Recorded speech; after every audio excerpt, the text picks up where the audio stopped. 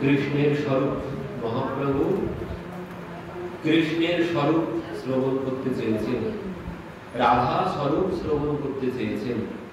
তো কৃষ্ণের স্বরূপ কি বললেন? কৃষ্ণের স্বরূপ বললেন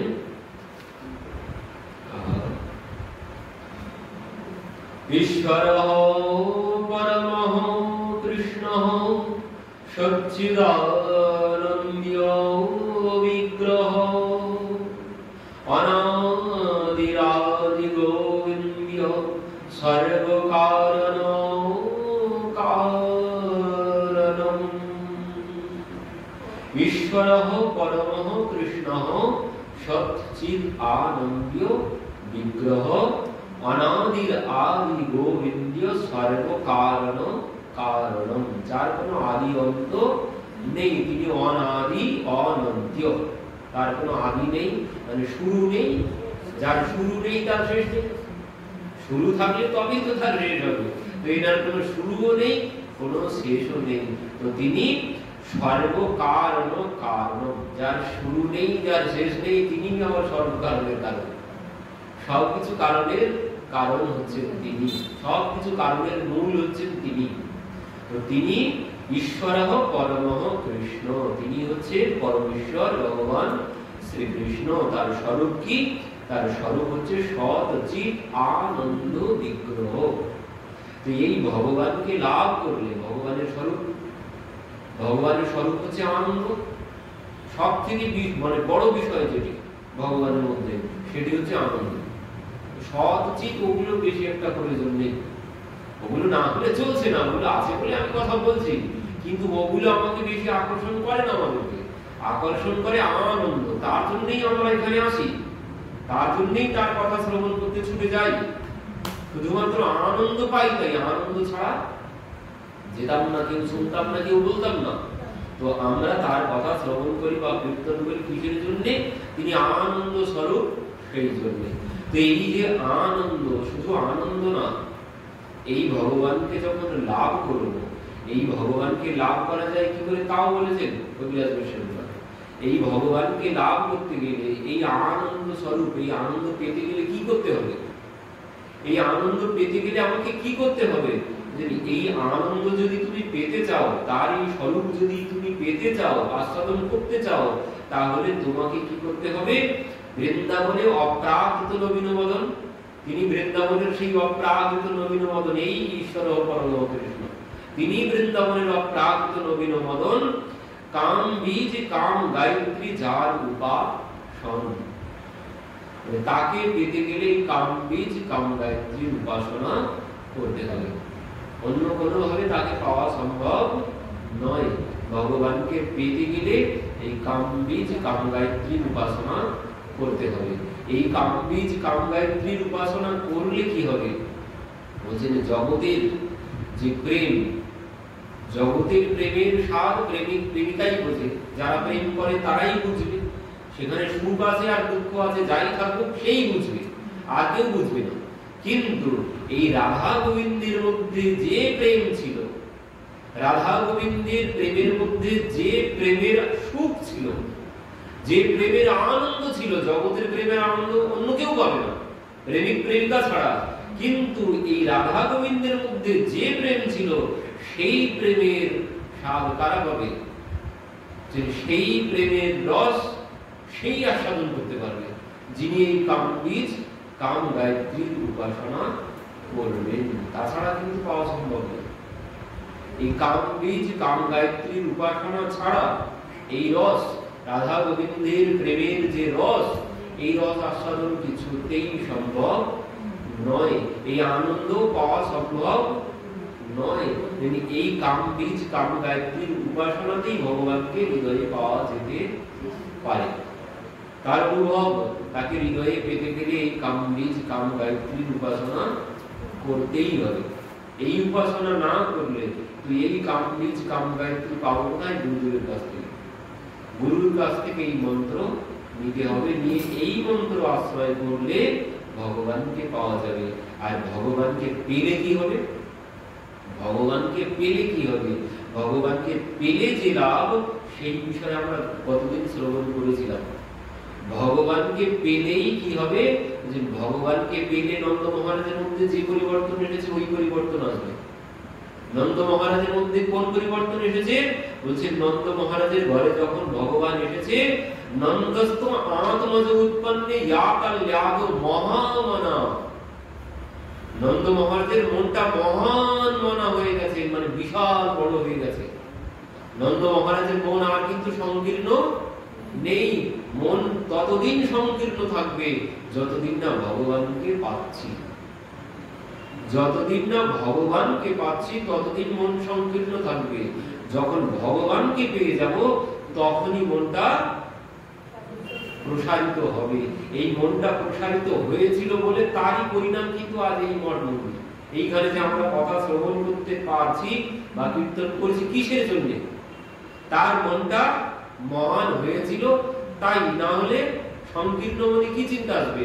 সংকীর্ণ মনে চিন্তা আসবে কি জন্য এইসব খরচ করতে যাব, কি জন্য এইসবে খরচ করতে যাব, বাড়ি গাড়ি করবো তাতে অনেক আনন্দ হবে, তাতে অনেক আনন্দ পাওয়া যাবে, ওই সব করবো, কি জন্য এইসব মন্দির করতে যাব, কি জন্য এত বড় এসব ঝামেলা কি জন্য করতে যাব, আরো সেখানে কত খরচ। শুধু তো করলেই হবে না, শুধু করলেই হবে না। শুধু মন্দির করা সহজ, কিন্তু তার আবার সেবা পূজা আছে, সেটি আরো বড় কঠিন। মন্দির করা সহজ, কিন্তু তার সেবা পূজা পরিচালনা করা আরো বেশি কঠিন। তো কি জন্য করতে যাবো এসব, বাড়ি বাড়ি করবো, ঠিক আছে? একার ভাবনা, যার সংকীর্ণ মন তার মধ্যেই ভাবনা আসবে, কিন্তু যার মনটা মহান হয়েছে সেই এই করতে পারবে।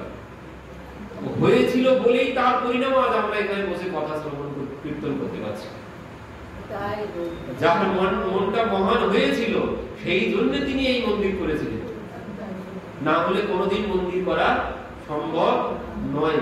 মন যেদিন না মহান হচ্ছে সেদিন এই মহান কার্য হবে না। সংকীর্ণ মনে অর্থ থাকলে কি হবে? মনে অর্থ থাকলেই মন মহান হবে না, অর্থ থাকলে আরো মন সংকীর্ণ হবে।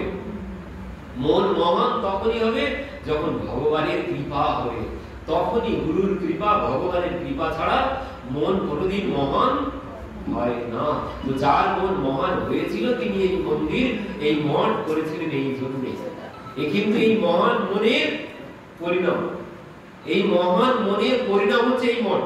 আজ আমরা এখানে বসে আছি, তার মনটা মহান হয়েছিল বলে। তার মন যদি মহান না হতো তিনি এই মন্দির আজ করতেন না। তো নন্দ মহারাজেরও আজ মনটা মহান হয়ে গেছে। নন্দ মহারাজের ঘরে 6 মাস ধরে গোকুলবাসী সব আনন্দ করছে, নৃত্য করছে। 1-2 দিন বাড়িতে অতিথি এলে কখন বাড়ি যাবে, কখন বাড়ি যাবে? কিন্তু নন্দ মহারাজের ঘরে 6 মাস ধরে বসে আছে সব। নন্দকে আনন্দ ভাই জয় কানাইয়া লাল কি কতদিন ধরে হয়েছে? 6 মাস ধরে হয়েছে। নন্দ মহারাজের মধ্যে কোনো বিরক্তি আসেনি। কেন? তার মনটা মহান মনা হয়ে গেছে। কিন্তু আমরা, আমাদের মনটা এমন নয়, সংকীর্ণ। আমাদের মনটা সংকীর্ণ কেন? আমরা ভগবান থেকে অনেক দূরে সরে এসেছি ভাই। আমরা ঝামেলা সহ্য করতে পারি না। আমি আর তুমি বাদ বাকি সব ধেত্তেরি আর জ্বলে মরা, এই হচ্ছে আমাদের অবস্থা। ওই ভাই গেছে দাদার বাড়িতে, দাদা কলকাতায় থাকে, টাউনে থাকে, ভাই গ্রামে থাকে। তো দাদাও আগে গ্রামে থাকতো, এখন চাকরি পেয়ে দাদা শহরে থাকে। তো ভেবেছে যাই একটু শহর দেখে আছে। ভাই এসেছে দাদার বাড়িতে, এখন দাদা অফিসে গেছে, তো ভাই এসেছে। তো বৌদি ভাইকে বসতে দিয়েছে, দিয়ে বলছে ভাই তুমি বসো, আমি চা করে আনি, চা না খেয়ে যেন তুমি চলে যেও না। এই হচ্ছে বর্তমান যুগের অবস্থা, এই হচ্ছে বর্তমান যুগের অবস্থা। আমি চা করে নিয়ে আসছি, তুমি চা না খেয়ে যেন চলে যেও না। মানে বলেই দিলাম যে তুমি চাটা খেয়ে চলে যাও, চলে যাও। এই হচ্ছে বর্তমান যুগের ভালোবাসা, বর্তমান যুগের মন। এ হচ্ছে সংকীর্ণ মন। কিন্তু মন যখন উদার হবে তখনই সম্ভব। মন উদার না হলে কোনোদিন এই সমস্ত কিছু সম্ভব নয়। ভগবানের কৃপা ছাড়াও মন উদার হওয়া সম্ভব নয়। ভগবান না এলে যে নন্দ মহামনস্তিব্য বাস অলঙ্কার বোধন, নন্দ মহারাজের মনটা মহান মনা হয়ে গেছে। তিনি বাসনপত্র অলঙ্কার বোধন দান করছেন সবাইকে। কেন? তার মনটা মহান হয়ে গেছে। তিনি একবারও ভাবছেন না যে সব দান করে দিলে আমি খাবো কি, আমার পেট চলবে কি করে, আমার ছেলেটা বড় হয়ে কি খাবে, আমি তো এই ভাববো সব যদি আমি দান করে দিই তো আমার ছেলে কি খাবে, আমি কি খাবো। কিন্তু নন্দ মহারাজ এই সমস্ত কোনো কিছু ভাবেননি। এই জন্য সুখদেবজি বলছেন নন্দ মহামনস্তে প্রিয়।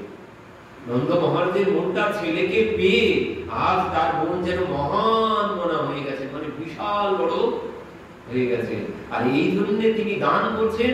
আর এই জন্যই তার 9 লক্ষ ধেনু থাকা সত্ত্বেও, এই কারণে, কারণ কিন্তু একটাই, এই মনটা মহান মনা হয়ে গেছে, তার জন্য তার 9 লক্ষ ধেনু থাকা সত্ত্বেও তিনি 20 লক্ষ দান করেছেন। 9 লক্ষ থাকা সত্ত্বেও 20 লক্ষ দান করেছেন। কিন্তু দানের শেষে দেখা গেল 9 লক্ষই আছে, অথচ 20 লক্ষ দান করা হয়ে গেছে। এর কারণ কি? এর কারণ হচ্ছে এই নন্দ মহামনস্তে প্রিয়, মহামনা হয়ে গেছেন, মানে মহান মনা হয়ে গেছেন। কেন? ভগবানকে পেয়েছেন। ভগবানকে পেয়েছেন কেন? মহান মনা কি জন্য হয়েছেন? আনন্দ পেয়েছেন। ভগবানের স্বরূপ আনন্দ, সচিত আনন্দ। এই আনন্দ পেয়েছে, তাই তার মন আজ মহান মনা হয়ে গেছে। তো এই ভগবানকে না পেলে মন কোনোদিন উদার হবে না, মন কোনোদিন বড় হবে না। ভগবানকে পেলেই মনটা উদার হবে, আর না হলে মনটা আস্তে আস্তে ছোট হয়ে আসবে, সংকীর্ণ হয়ে আসবে। কিন্তু ভগবানকে পেলেই তখনই মনে হবে যাতে জগতের কল্যাণ করতে পারি, তখন আর নিজের কল্যাণের কথা চিন্তা হবে না। আমার জন্য যদি 5 জন মানুষের কল্যাণ হয় তখন সেই চিন্তা আসবে, আমার জন্য যেন 5 জন মানুষের কল্যাণ হয়। এই কখন চিন্তা আসবে? যখন মনটা মহান হবে। মনটা মহান কখন হবে? যখন ভগবানের কৃপা হবে, তখন মনটা মহান হবে। যিনি মানুষের কল্যাণের কথা চিন্তা করেন, বুঝতে হবে তার প্রতি ভগবানের কৃপা হয়েছে, না হলে তিনি মানুষের কথা ভাবতে পারবেন না, তিনি নিজের কল্যাণই ভাবতে থাকবেন। আগে নিজের ভালো কি হবে, কিভাবে হবে সেটাই ভাববেন যখন মনটা সংকীর্ণ থাকবে। কিন্তু মন যখন উদার হয়ে যাবে, বসুধৈব কুটুম্বকম, মানে সমস্ত জগৎটাই তার আত্মীয় হয়ে যাবে, সমস্ত জগৎ তার নিজের মনে হবে, যখন এই ভগবানকে লাভ করতে পারো। এই জন্যই সাধু সন্ত মহাত্মারা তারা সর্বক্ষণ এই জগতের কল্যাণের কথাই ভাবেন। আর সংসারী মানুষ নিজের সংসারের ছেলে মেয়ের কথাই ভাবেন। কেন? তার মনটা সংকীর্ণ, এই জন্য সে আর এর বাইরে যেতে পারে না। তার সংসারের বাইরে তার চিন্তাই নেই, আমি কি করে বাঁচবো, আমার ঘরটা আর একতলা কি করে হবে, এই ছাড়া অন্য আর তার কোনো চিন্তা নেই। কেন? তার মনটা সংকীর্ণ। তো মহান মনা হবে ভগবানকে লাভ করতে পারবে, কারণ তিনি হচ্ছেন আনন্দ স্বরূপ। আনন্দ না হলে মন কোনোদিন বড় হয় না। দুঃখে মন সংকীর্ণ হয়ে যায়, দুঃখ পেলে মনটা ছোট হয়ে যায়। সে দেখবে ঘরের কোণে বসে থাকে, তার বাইরেও বেরোতে ইচ্ছে হবে না, মানে মনটা তার ছোট হয়ে গেছে, সংকীর্ণ হয়ে গেছে। এই জন্য সে ঘরের কোণেই বসে আছে, আর তার কোনো কিছু ভালো লাগে না, তো সে ছোট হয়ে গেছে। কিন্তু যখন আনন্দ হবে তখন আর ঘরের কোণে বসে থাকতে হবে না, তখন মনটা যেন বিশাল হয়ে গেছে, সবাইকে তখন আপন বলে মনে হবে। তো কখন? যখন ভগবানকে লাভ করতে পারবে। ভগবানের কৃপা ছাড়া এ কোনোদিন সম্ভব নয়। আর কি সব থেকে বড় আরো একটি যেটি ফল, সেটি হচ্ছে গোকুলবাসীর মধ্যেও দেখা গেছে। গোকুলবাসীর মধ্যেও দেখা গেছে, গোকুলবাসীর মধ্যে কি পরিবর্তন এসেছে? ভগবানকে পেয়ে গোকুলবাসীর মধ্যে কি পরিবর্তন এসেছে? ওই গোকুলবাসীর মধ্যে আর ওই সংকীর্ণ মনা ভাব নেই যে আমি এই দান গ্রহণ করলে বড় হয়ে যাব, এই সমস্ত তাদের আর কোনো চিন্তা নেই। তারা যখন ভগবানকে দর্শন করেছেন, তারা যে যা সোনা দানা গয়নাগাটি নিয়েছিল সব ফেলে দিয়ে বাড়িতে চলে গেছে। আর এই জন্যই বলছেন পথে ঘাটে এত সোনা দানা গয়নাগাটি পড়ে আছে, কেউ হাতে করে কুড়িয়ে নিচ্ছে না। এই জন্য সুখদেবজি বলছেন তত আরভ্য নন্দস্য ব্রজহ সর্ব সমৃদ্ধিমান, ব্রজে সবাই সমৃদ্ধিমান, মানে সবাই সমান হয়ে গেছে, ছোট বড় আর এই ব্রজে কেউ নেই। ব্রজের দিকে তাকালে যেন মনে হচ্ছে লক্ষ্মী দেবী মরছেন মরছেন। কেন? ওই যে হিরে মণি মুক্তা সোনা দানা সব পথে ঘাটে পড়ে আছে, এই জন্য মনে হচ্ছে লক্ষ্মী দেবী নৃত্য করছেন। আর যারা কুড়িয়ে নিল না তাদের দেখে মনে হচ্ছে এরা সব, এদের মধ্যে আর কোনো দারিদ্রতা নেই, এরা সব ধনী হয়ে গেছে, এরা সবাই সমান হয়ে গেছে। এখানে আর ধনী গরিব বলে ছোট বড় বলে কেউ নেই, তারা সমান হয়ে গেছে। তো সমান কিসে হলো? সমান হলো এই ভগবানকে তারা দর্শন করেছে, ভগবানকে দর্শন করেছেন। আর ভগবানকে দর্শন করেই তাদের ভিতরটা সব পূর্ণ হয়ে গেছে, পূর্ণ হয়ে গেছে, ভিতরের পূর্ণতা এসেছে। ভগবানকে দর্শন করে তারা আর কারোর মধ্যে কোনো কামনা বাসনা আর কোনো কিছু নেই, তারা ভগবানকে লাভ করেছেন। তো এই হচ্ছে ভগবানের স্বরূপ। ভগবানকে লাভ করতে পারলে এই স্বরূপ আমিও লাভ করবো। ভগবানের মধ্যে যেই গুণ আছে তো ওই গুণ আমার মধ্যেও আসবে যদি আমি তাকে লাভ করতে পারি। তো এই ভগবানকে গোকুলবাসী লাভ করেছিলেন, এই ভগবানকে লাভ করলেন। আর এক স্বরূপ পেয়েছে পুতনা।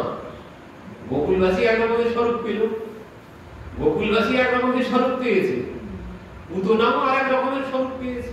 মানে তার যেমন চিন্তা ভাবনা ছিল, ভগবান বলেছেন আমার ভক্তের যে ভক্তের যেমন ভাব সে ভক্ত আমার কাছ থেকে তেমন বিষয় লাভ করবে। আমার ভক্তের যেমন ভাব সে ভক্ত আমার কাছ থেকে ঠিক তেমন বিষয় লাভ করবে। তো এর যেমন ভাব ছিল এ ঠিক তেমন বিষয় লাভ করেছে। গোকুলবাসীর যেমন ভাব ছিল, নন্দ মহারাজের মধ্যে যেমন ভাব ছিল তারা ঠিক তেমন লাভ করেছে। পুতনার যেমন ভাব ছিল, পুতনা মেরে ফেলতে চেয়েছিল ভগবানকে, তাও কি কিন্তু মায়ের বেশে এসেছিল। সে ভগবানকে স্তনামৃত পান করিয়েছে, কালকুট বিষ মাখিয়ে ভগবানকে স্তনামৃত পান করিয়েছে। কিন্তু করালে কি হবে? ওই ভাব, মায়ের ভাব নিয়েছে, মায়ের ভাব নিয়েছে। ভগবান বলছেন যে যেমন ভাবে আসবে তার ঠিক লাভ তেমন হবে, সবার কিন্তু সমান হবে না, ভাব অনুযায়ী লাভ হবে। তো এ যেমন মায়ের ভাব নিয়ে এসেছে তার তেমন মায়ের ভাব মাতৃগতি সে লাভ করেছে। যার যেমন ভাব, যে ভাব নিয়ে ভগবানকে ভজনা করবে সেটি সেই ভাব লাভ করবে। সমস্ত আমরা আগেই তো শ্রবণ করেছি ভগবানের মধ্যে ওই যে 12টি রস সবকটাই আছে তার মধ্যে। তুমি যেটি তোমার ভালো লাগে সেটি তুমি পাবে, সব রস তার মধ্যেই আছে।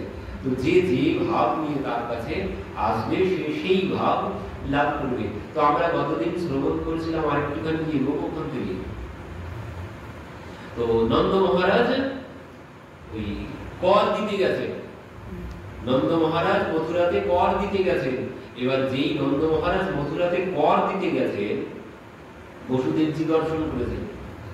বসুদেবজি নন্দ মহারাজকে দেখেছেন, যে বসুদেবজি দেখছেন যে নন্দ মহারাজ কংসের সবাই কি আবার এখানে কেন এই সময়, এই দেখেই তো বসুদেবজির মধ্যে ভয় পেয়ে গেছেন বসুদেবজি। কারণ তিনি জানেন, বসুদেবজি জানেন যে কংসের অনুচররা চারিদিকে ঘুরে বেড়াচ্ছে। কারণ সেই দেবী বলে গিয়েছিল, সেই যোগমায়া যখন হাত থেকে ছাড়িয়ে গেল, হাত থেকে ছাড়িয়ে গিয়ে যোগমায়া কি বলছেন, কিম মায়া হতয় মন্দ্যা ইয়াত কলুত্যবন্ত বৃত যত্র ত্বাবা শত্রুর মাহিংসি কৃপণ বৃথা। ওরে পাপী মূর্খ কংস, তুই যে এই ছোট্ট ছোট্ট নিরীহ বালকদেরকে তুই হত্যা করলি, কিন্তু তোকে যে হত্যা করবে সে তো জন্মগ্রহণ করেই ফেলেছে। এই বলে দেবী চলে যাচ্ছেন। কংস বলছেন দেবী সে কোথায় জন্মগ্রহণ করেছে একবার বলে যাও। দেবী বলছেন তোর যদি ক্ষমতা থাকে তুই খুঁজে বার কর। এই বলে দেবী চলে গেছেন। আর এই জন্য কংস কি করেছেন, তার সমস্ত অনুচরদের চারিদিকে পাঠিয়ে দিয়েছে, যাও কারা জন্মগ্রহণ করেছে সবাইকে মেরে ফেলবে। ছোট্ট ছোট্ট শিশু, 1 মাসের যত শিশু আছে 6 মাস পর্যন্ত, আজ থেকে 6 মাসের মধ্যে যত শিশু আছে সবাইকে হত্যা করবে। তো তার অনুচর চারিদিকে সব বেরিয়ে পড়েছে, বসুদেবজি জানেন। তো এই জন্য বসুদেবজি খুব চিন্তিত হয়ে পড়েছেন নন্দ মহারাজকে এখানে দর্শন করে। এবার দাঁড়িয়ে আছেন বাইরে অপেক্ষা করছেন। নন্দ মহারাজ ভিতরে প্রবেশ করেছেন। ভিতরে প্রবেশ করে যেই কংসের সম্মুখে গেছেন কংস বলছেন, কি ব্যাপার নন্দ বাবা, এই বছর আপনার কর দিতে এত দেরি কেন হলো? আপনার তো কোনোদিন দেরি হয় না, আপনার এবছর এত দেরি হলো কেন কর দিতে? নন্দ বাবা বলছেন, মহারাজ আর বলবেন না। কেন, কি হয়েছে? আমার ঘরে আমার লালা হয়েছে। বলছেন কি, আপনার ঘরে আপনার লালা হয়েছে? এই বয়সে তো আপনার এই ৮০-৯০ বছর বয়সে আপনার ঘরে আপনার লালা হয়েছে? বলছেন, হ্যাঁ, আমি তো সমস্ত আশা ছেড়ে দিয়েছিলাম, কিন্তু সাধু সন্তের আশীর্বাদে আর আপনারই কৃপাতে আমার ঘরে এই বয়সে আমার লালা হয়েছে। যেই বলেছেন, কংস বলছেন, বাবা তেরো লালা যুগ যুগ জিয়ে, তোমার লালা দীর্ঘজীবী হোক। মামা আশীর্বাদ দিয়ে দিয়েছে। এই আশীর্বাদ যখন দিয়েছে, নন্দ বাবা কর প্রদান করেছেন, কর দিয়ে বাইরে এসেছেন। যেই বাইরে এসেছেন নন্দ বাবা, ওদিকে বসুদেবজি দাঁড়িয়ে আছে। বসুদেবজি দেখেই তো নন্দ মহারাজের কাছে এসেছেন। সেই বলছেন, বন্ধু কেমন আছো বলো, তোমার বাড়িতে খুব আনন্দের সংবাদ শুনলাম। তো এত আনন্দের সংবাদ, সেই সংবাদ, সেই আনন্দের সংবাদ তুমি আমাকে দিলে না? তুমি আমার কেমন বন্ধু, বাল্য বন্ধু, তো তুমি আমার কেমন বন্ধু? এত বড় আনন্দ তোমার গৃহে, তো তুমি সেই আনন্দের সংবাদ আমাকে দিলে না? তখন নন্দ বাবা বলছেন যে, বন্ধু আমি সব জানি, আমি সব শুনেছি। আমার একটি লালা হয়েছে, কিন্তু তোমার তো আটটি সন্তান হয়েছিল, কিন্তু কেউ আজ আর বেঁচে নেই। আমি সব শুনেছি, কিন্তু সেখানে আমার একটি সন্তান হয়েছে, তো সেই সন্তানের খুশির খবর তোমার এই দুঃখের মধ্যে আমি কি করে দিই? স্বাভাবিক বিষয়। আমার আনন্দের সংবাদ যিনি এমন দুঃখে ডুবে আছেন, তাকে দিই কি করে? বন্ধু তুমি কোনো কিছু মনে করো না, তোমার কথা আমি সব শুনেছি। ওই এই জন্য আমি আমার লালা জন্মের সংবাদ আমি তোমাকে দিতে পারিনি, তুমি অবধান নিও না। তো দেখো বন্ধু, তুমি কষ্ট পেও না, আমার লালাই তোমার লালা, আমার লালাই তোমার লালা। গুরুদেবজি বলছেন, হ্যাঁ বন্ধু, আমি যখন শুনেছি তোমার ঘরে তোমার লালা হয়েছে, তখন থেকে আমার যে আটটি সন্তানকে কংস মেরে ফেলেছে, ও বিষয়ে আমার আর কোনো দুঃখ নেই। আমারও মনে হচ্ছে যে তোমার লালাই আমার লালা। ইনি বলছেন, তুমি কোনো দুঃখ করো না, আমার পুত্রই তোমার পুত্র। যেমন বন্ধুরা বলে, তুই কোনো কষ্ট করিস না, আমি তো আছি তো।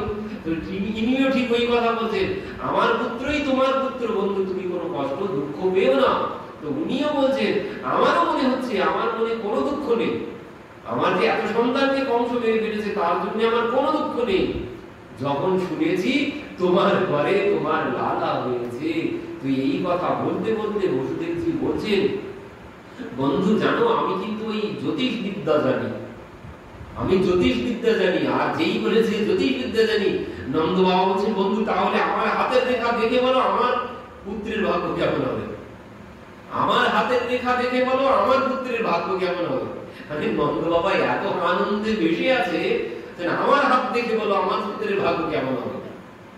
তো বসুদেবজি বলছে, বন্ধু আমার হাত দেখতে হবে না, আমি ওই কপালের রেখা থেকেই বলতে পারি।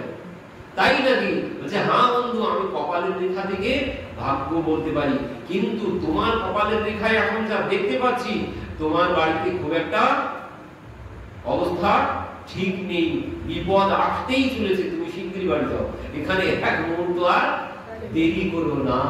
এই কথা শ্রবণ করে নন্দ বাবা আর দেরি সেখানে করলেন না, সঙ্গে সঙ্গে ছুটতে শুরু করেছেন। কিভাবে ছুটছেন? বলছে, নেহস্তেহম বহুতিথম সন্তি উৎপাদশ্চ গোকুলে হরিম জগম শরণম উৎপাদ গম সংকিত। যে নানান রকম বিপদের আশঙ্কা করতে করতে তিনি ছুটেছেন, আর নারায়ণ নারায়ণ নারায়ণ নারায়ণ রক্ষা করো, নারায়ণ রক্ষা করো, নারায়ণ রক্ষা করো, আমার ছেলেটাকে রক্ষা করো, এই বলতে বলতে তিনি ছুটছেন। এইভাবে নন্দ বাবা ছুটছে, নারায়ণ রক্ষা করো, নারায়ণ রক্ষা করো, আমার ছেলেটাকে রক্ষা করো, এই বলতে বলতে নন্দ বাবা ছুটছে। কিন্তু নন্দ বাবা ছুটতে ছুটতে কি হলো, নন্দ বাবা আসার আগে এসে উপস্থিত হয়েছে কে? এসে উপস্থিত হয়েছে কংসেন প্রহিতা ঘোরা পুতনা বালঘাতিনী শিশুশ্চকার নিঘ্নন পুরগ্রাম ব্রজাদিষু। নন্দ বাবা বাড়িতে ফিরে আসার আগে ওদিকে মাসি এসে উপস্থিত হয়ে গেছে, পুতনা মাসি এসে গেছে। তো পুতনা মাসি এসে ওই পথ দিয়ে যাচ্ছিলেন, যেতে যেতে দেখলেন যে এই গৃহে এত ধুমধাম কেন হচ্ছে, এই গৃহে এত ধুমধাম হচ্ছে কেন? কারণ ওই যে গোকুলবাসী নাচ গান করছে সেখানে। আর নন্দ বাবা তো বলেই গেছে, তোমরা কেউ গান বন্ধ করো না, নাচ বন্ধ করো না, তোমরা সবাই নাচতে থাকো আর গাইতে থাকো, কারণ তোমাদেরই ঘর, এটি তোমাদেরই বাড়ি, তোমাদেরই লালা, তোমরা যেন নাচ গান বন্ধ করো না। তো গোকুলবাসী তো ওইভাবে নাচতে গাইতেই আছেন। আর এই নাচ গান শুনে পুতনা যাচ্ছিল, পুতনা দাঁড়িয়ে পড়েছে। এবার পুতনা দাঁড়িয়ে কিভাবে আছে? লক্ষ্মী দেবীর রূপ ধারণ করেছে। লক্ষ্মী দেবীর রূপ ধারণ করে বলছেন গোপ্য স্বয়ং দৃষ্টমিবা গতাম পতিম, মানে গোপ্য স্বয়ং দৃষ্ট্বা, মানে গোপীরা দর্শন করলেন শ্রীয়ং দৃষ্ট্বা, মানে লক্ষ্মী দেবী, শ্রীদেবী দাঁড়িয়ে আছে। পুতনা এমন মায়াবতায় এমন রূপ ধারণ করেছেন, গোকুলবাসী দেখে ভাবছেন নন্দ মহারাজের লালাকে দর্শন করার জন্য স্বয়ং লক্ষ্মী দেবী নেমে এসেছেন বৈকুণ্ঠ থেকে। সব হা করে তাকিয়ে আছেন পুতনার দিকে, সবাই হা করে তাকিয়ে আছে। তো সবাই দেখতে দেখতে ওই নন্দ বাবার বাড়ির দিকেই চলেছে। তো এই দেখে পুতনাও তাদের সঙ্গে চলেছে। পুতনা ওই দল ধরে নন্দ বাবার বাড়িতেই চলেছে। পুতনা ভাবছেন এখানেও ওই নন্দকে আনন্দ বায়ু যায় কানাইয়া লাল কি, এই শুনে পুতনা ভাবছে তাহলে এখানেও কিছু না কিছু হয়েছে। তো আমার কাজ আমি এখান থেকেই শুরু করব, এখান থেকেই আমার কাজ প্রারম্ভ করব। এই ভেবে পুতনাও চলেছেন। ওদিকে মথুরাবাসী তারাও নন্দ বাবার বাড়িতে চলেছেন। এই মতো সময় কি হয়েছে, পুতনা এসে সোজা মায়ের কাছে গিয়ে উপস্থিত। এবার মায়ের কাছে যখন গিয়েছেন, গিয়েই বলছেন কি, আরে বেহনা বাধাই হো বাধাই হো বাধাই হো, আরে বোন তোর শুনলাম এই 80 বছর বয়সে তোর সন্তান হয়েছে।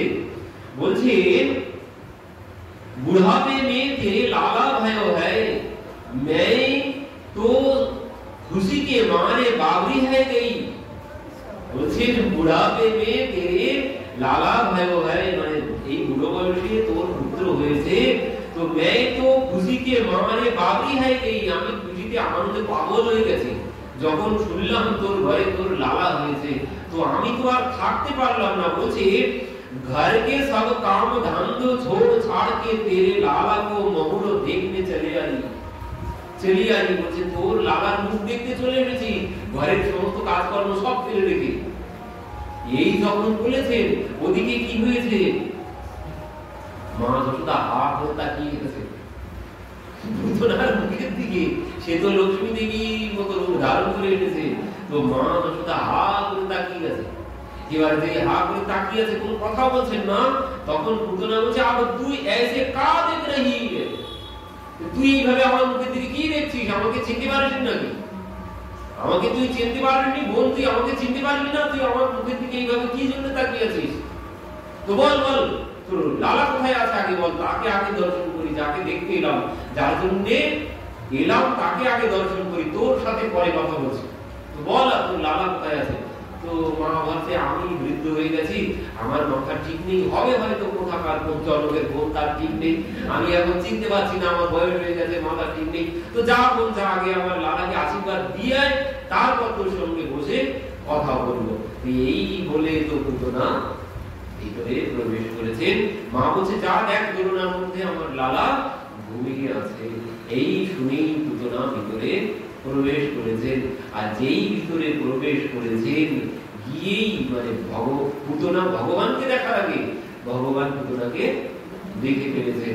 আর যেই দেখেছেন, সঙ্গে সঙ্গে বিবোধ্যতম বালকৌমারিকাগ্রহম চরাচরাত্মা সন্মিলিতেশ্বরম। ভগবান চোখটা পুতনাকে দেখার সাথে সাথে চোখটা বন্ধ করে নিয়েছেন। পুতনা দেখেই ভাবছেন তাহলে ঘুমিয়ে আছে, খুব ভালো হয়েছে। চারিদিকে পুতনা তাকিয়ে দেখে নিচ্ছেন কেউ কোথাও দেখছে কিনা, এই সুযোগে ভাবছেন ঘুমিয়ে আছে, খুব ভালো হয়েছে। তো তিনি এবার ভাবছেন, চারিদিকে দেখা দেখি করছেন। তো ভগবান এই চোখ বন্ধ কেন করলেন? ভগবান চোখ কেন বন্ধ করে নিলেন? পুতনাকে দর্শন করে। তো এখানে তো অনেকেই অনেক রকমের ভাব দিয়েছেন। কি বলতে চাইছেন? বলছেন পুতনা যেমন ভেবেছেন যে আমার কাজের প্রারম্ভ আমি শুভারম্ভ এখান থেকেই করবো, ভগবানও ঠিক ভেবেছেন। পুতনা যেমন ভেবেছেন আমার কাজের প্রারম্ভ আমি এখান থেকে করবো, তো ভগবানও ভেবেছেন আমারও কাজের প্রারম্ভ আমি এখান থেকেই করবো। পুতনাও যেমন ভেবে এসেছেন, ভগবানও ঠিক একই কথা ভেবেছেন। কি বলছেন? ভগবান কি ভেবেছেন? ভগবান ভাবছেন আমি যে জন্য এসেছি, यदा यदा हि धर्मस्य ग्लानिर्भवति भारत अभ्युत्थानम् अधर्मस्य तदात्मानं सृजाम्यहम् परित्राणाय साधूनां विनाशाय च दुष्कृतं धर्म संस्थापनार्थाय संभवामि युगे युगे। যে দুষ্কৃতকারীদের বিনাশের জন্য আমি যে এসেছি, তো প্রথম দুষ্কৃতকারী আমার সম্মুখে এসে উপস্থিত হয়েছে, তো একে দিয়েই বিনাশ কার্য আমার প্রারম্ভ হবে। এই জন্য ভগবান বলছেন, ভগবান এই জন্য চোখ বন্ধ করেছেন। মানে কাজ প্রারম্ভের আগে চোখ বন্ধ করে ইষ্টকে স্মরণ করতে হয়। তো সেই জন্য ভগবান তার ইষ্টকে স্মরণ করছেন। শক্তি চাইতো, কারণ বয়স এখন মাত্র 6 দিন। তো এই জন্য তার ইষ্টকে স্মরণ করছেন শক্তি লাভের জন্য, যে আমি কাজ শুরু করতে যাচ্ছি, তুমি শক্তি প্রদান করো। এই জন্য ভগবান চোখ বন্ধ করে নিয়েছেন। আর কেউ কেউ বলছেন না, ভগবান চোখ বন্ধ এই জন্য করেননি, ভগবান চোখ বন্ধ এই জন্য করেছেন পুতনা তো এসেছেন বিষ পান করাতে, কালকুট বিষ মাখিয়ে নিয়ে এসেছে স্তনে। তো এই বিষ পান করে কে? বিষ পান করতে পারেন মহাদেব। তো ভগবান চোখ বন্ধ করে মহাদেবকে ডাকছিলেন যে তোমার বিষয় এসেছে, তুমি এসো, আমার দ্বারা সম্ভব নয়, আমি এসেছি ব্রজে দই মাখন পান করব, আর সে এসেছে আমাকে বিষ পান করাতে। তো তুমি এসো, তুমি পান করে যাও, এই বিষ আমার দ্বারা পান করা সম্ভব নয়। এই জন্য ভগবান চোখ বন্ধ করে মহাদেবকে স্মরণ করছিলেন। কেউ বলছে না, ভগবান চোখ বন্ধ করেছেন এই জন্য কারণ ভগবানের চোখ হচ্ছে, ভগবানের নয়ন একটি চন্দ্রলোক আর একটি সূর্যলোক। ভগবানের নয়ন একটি চন্দ্রলোক আর একটি সূর্যলোক। তো তারা সব তাদের গেট বন্ধ করে দিয়েছে, কারণ তারা বলতে চাইছে প্রভু পুতনা যখন তোমার কাছে এসেছে, তো তুমি তো একে একটা ভালো জায়গায় দেবে, কিন্তু আমরা আমাদের লোকে একে রাখতে পারবো না। তো সেই জন্য চন্দ্রলোক আর সূর্যলোক তাদের ঘরের দ্বার তারা বন্ধ করে দিয়েছে। তুমি যেখানে খুশি রাখো, আমাদের এখানে আমরা এই পুতনাকে কিছুতেই তুলবো না, সেই জন্য তারা তাদের ঘরের দ্বার বন্ধ করে দিয়েছে। আবার কেউ বলছেন না, ভগবান হচ্ছেন মায়াপতি আর পুতনা হচ্ছে মায়াবতী। এই মায়ার রূপ ধারণ করে এসেছেন, আর তিনি মায়ার পতি। তো পতির সামনে মায়াবতী থাকতে পারবেন না। ভগবান যদি তার দৃষ্টি প্রদান করে পুতনার দিকে, তাহলে পুতনার এই মায়ার রূপ আর থাকবে না। যে লক্ষ্মী দেবীর রূপ ধারণ করে এসেছেন, হাতে আবার একটা পদ্মফুল নিয়ে এসেছেন, লক্ষ্মী দেবীর মতো ঘোরাতে ঘোরাতে এসেছেন।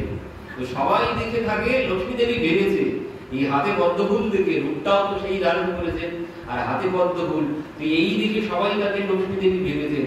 তো ভগবান ভাবছেন তাকে, একে দেখে তো সবাই নানান রকম ভাবছে, কিন্তু এখন যদি আমি এর দিকে দৃষ্টি প্রদান করি, এর সমস্ত মায়া সব সরে যাবে। এই জন্য এখন তো সবাই আনন্দ করছে, সবাই আনন্দ করছে, আর এই আনন্দের মধ্যে এই ভয়ঙ্কর রূপ সবাই যদি দর্শন করে, সবাই ভয় পেয়ে যাবে। এই জন্য ভগবান চোখ বন্ধ করে নিয়েছেন, যেন তার মায়া চলে না যায়। সেই জন্য ভগবান চোখ বন্ধ করেছেন। কেউ কেউ বলছে না, ভগবান চোখ বন্ধ করেছেন এই জন্য তিনি আমাদেরকে শিক্ষা দেওয়ার জন্য চোখ বন্ধ করেছেন। কি জন্যে বলছেন এই পুতনাকে, এই পুতনা মায়াবী, তো এই মায়া রূপ ধারণ করে এসেছেন। তো বলতে চাইছেন যে ভগবান আমাদেরকে শিক্ষা দিতে চাইছেন যে অপাত্রে দৃষ্টি দান করতে নেই, তাই সে যতই সুন্দরী হোক, যতই সুন্দরী হোক অপাত্রে দৃষ্টি প্রদান করতে নেই। এই জন্য ভগবান চোখ বন্ধ করেছিলেন। এই শিক্ষা এর আগেও দিয়েছেন, এই শিক্ষা এর আগেও দিয়েছেন, এর আগেও একজন এসেছিল, এর আগের লীলাতে, এর আগের লীলাতে কি এসেছিল, এর আগে